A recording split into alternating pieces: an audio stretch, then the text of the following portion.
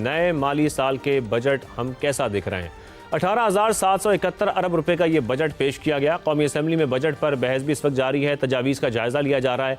FVR tax target की बात करें तो 15,264 अरब रुपए का ये बड़ा हदफ रखा गया है, जो रवा माली साल से तकरीबन 17% यानी 2259 अरब रुपए ज़्यादा है।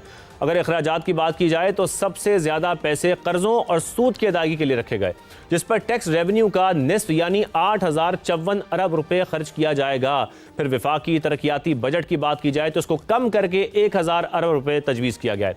GDP का हदफ 4, महंगाई की शरह 8.2% रखने की तजवीज़ है। बिजनेस कम्युनिटी को रिलीफ दिया गया। 50 करोड़ रुपए आमदन पर सुपर टैक्स खत्म कर दिया गया। 50 करोड़ से जो जायद आमदन है उस पर शरह 10 से कम करके 8% कर दी गई। एक्सपोर्ट्स पर एडवांस इनकम टैक्स को 2 से कम करके 1.25% करने की तजवीज़ भी है। छोटे ताजिरों के लिए फिक्स टैक्स स्कीम का ऐलान भी किया गया, जिस पर हम इससे कबल गुफ्तगू भी कर चुके हैं। अगर शरह सूद की बात की जाए तो स्टेट बैंक ने जो मौजूदा शरह 11.5% है, इसी को बरकरार रखा है। अमरीका ईरान मुआहदे के बाद आबने हुर्मुज़ से एनर्जी सप्लाई मुकम्मल अब बहाल होती जा रही है, जिससे इंपोर्ट बिल पर दबाव में हम नुमाया कमी देखने में मिलेगी। दूसरी जानिब बजट में आम आदमी के लिए किए गए इक़दाम का जायजा लें तो कुछ मायूसी होती है। तनख्वाहदार तबके को रिलीफ मिला तो ज़्यादा तनख्वाह वालों को दिया गया। आम आदमी के बुनियादी मसाइल बिजली, गैस और पेट्रोलियम महंगाई पर कोई बात नहीं की गई है। पेट्रोलियम लेवी को जो मौजूदा बुलंद सतह पर रखने की बात है वो भी सामने आ रही है।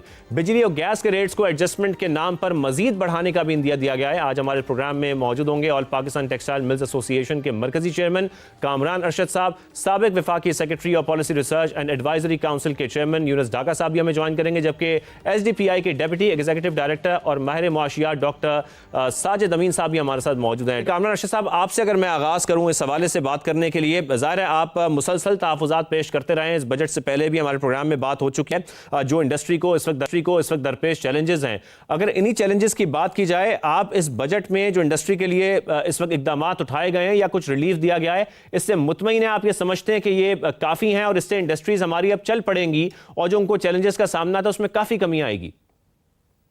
जी बिस्मिल्लाहिर्रहमानिर्रहीम। मैं नहीं समझता कि ये बजट में इंडस्ट्री को एक्सपैंड करने, ग्रो करने के लिए कोई मेजर्स सामने लाए गए हैं। ये एक एट बेस्ट एक न्यूट्रल बजट है, जिसमें जो ज्यादतियाँ businessman, industrialist, large scale entrepreneur के साथ पिछले साल की गई थी, उसको फिक्स टैक्स रजीम से नॉर्मल टैक्स रजीम में लेके जाया गया था और उस पर मजीद टैक्सेशन बढ़ाई गई थी, as well as salary class पर टैक्सेशन बढ़ाई गई थी। वो थोड़ी सी उसको रैशनलाइज किया गया। मसलन full and final foreign payment पे उसको ये 2% पे ले गए थे, advance tax full and final payment की शक्ल में। उसको ये 2% से वापस 1.25 पे लेके गए। दूसरा 15 से 50 करोड़ के की इनकम पे सुपर टैक्स को जीरो किया गया। 50 करोड़ से ऊपर की इनकम को पे सुपर टैक्स 10 से 8% किया गया। गोया प्राइम मिनिस्टर साहब ने बजट से पहले चंद घंटे पहले कहा था कि सुपर टैक्स को मुकम्मल खत्म किया जाए। वो जब फाइनेंस एक्ट आएगा तब पता चलेगा 2 या 3 जुलाई को। तो मेरी नजरों में ये एक न्यूट्रल बजट है और शायद ये प्रोबेबली रियल एस्टेट सेक्टर के लिए अच्छा है, जिसमें 236C 236K को अदा किया गया है, जो कि एक खुशाइन बात है, क्योंकि ताकि एटलीस्ट रियल एस्टेट के साथ वाबस्ता इंडस्ट्री चले। लेकिन जहाँ तक एक्सपोर्ट ओरिएंटेड इंडस्ट्री है उसके लिए किसी किस्म का रिलीफ नहीं है। हमने इन्हें कहा था कि आप फिक्स टैक्स रजीम से जो नॉर्मल टैक्स रजीम में लेके गए, तो या तो नॉर्मल टैक्स रजीम से मैं वापस फिक्स टैक्स रजीम में लेके जाएं, या फिर टैक्स की शरह को सब्सटेंशियली कम किया जाए, क्योंकि खित्ते की बांग्लादेश, इंडिया। कामरान साहब, हुकूमत तो कह रही है कि एक्सपोर्ट लेड ग्रोथ के लिए ये बजट बहुत अच्छा है। दिल्ली को कहते हैं ऊंचा सुनाई देता है। भगत सिंह कहता था तो इस्लामाबाद को ना दिल्ली से 100 गुना ऊंचा सुनाई देता है।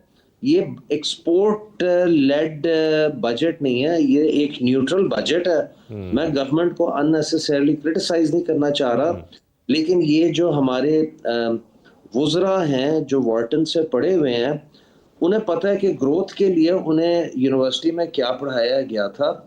ये एक्सपोर्ट लेड बजट नहीं है। ये बातें बार बार करते हैं उड़ान पाकिस्तान की $50 बिलियन یا $100 بلین تک ایکسپورٹ کو لے جانے کی موجودہ $32 بلین سے، جس میں سب سے زیادہ کنٹریبیوشن ہے ہی ایک صنعت ٹیکسٹائل انڈسٹری کی، جو پچھلے سال کی نسبت اس سال 2%، 3% زیادہ آپ کو ایکسپورٹ دے گی، کنسیڈرنگ کہ باقی ساری صنعتوں کی ایکسپورٹ ڈاؤن ہے۔ ٹیکسٹائل ایک انڈسٹری ہے جس کی ایکسپورٹ مارجنلی اپ ہے، اتنی مشکلات، اتنی کاسٹ پش کے باوجود، اور and being the most expensive in the region, Bangladesh, India, Vietnam, Sri Lanka کے مقابلے میں، چائنا کے ساتھ ہم اپنا موازنہ ہی نہیں کر رہے ان ملکوں کے ساتھ جو ایکچولی ہمارے کمپیٹیٹرز ہیں۔ تو سر یہ ایک امید کی کرن ہے، اس کی اگر آپ کاسٹیں ٹھیک کرتے ہیں، ریجنلی کمپیٹیٹیو کرتے ہیں، تو یہ شارٹ رن میں آپ کو 18 بلین سے 25 سے 30 بلین ڈالر پہ لے کے جا سکتی ہے، اگر ہمارے یہ وزراء کو، پالیسی میکرز کو یہ بات سمجھ میں آئے۔ انفارچونیٹلی یہ پی ایس ڈی پی بڑھا دیتے ہیں، انفارچونیٹلی یہ اور چیزیں بڑھا دیتے ہیں، اینڈ ادھر ان کا کوئی فوکس نہیں ہے۔ یہ سر ہمارا لیکن اس بار تو پی ایس ڈی پی بھی محدود کر دیا گیا ہے، لیکن ساتھ میں جب ہم انٹرسٹ ریٹ بھی دیکھ رہے ہیں، مانیٹری پالیسی بھی آئی ہے اور اس کو شرح کو برقرار رکھا ہے، آپ کو لگتا ہے کہ پھر اس میں تھوڑی کمی کرنی چاہیے تھی، یا ٹھیک ہے کہ اس وقت جو ہماری معاشی صورتحال ہے اس میں برقرار رکھا جانا چاہیے تھا؟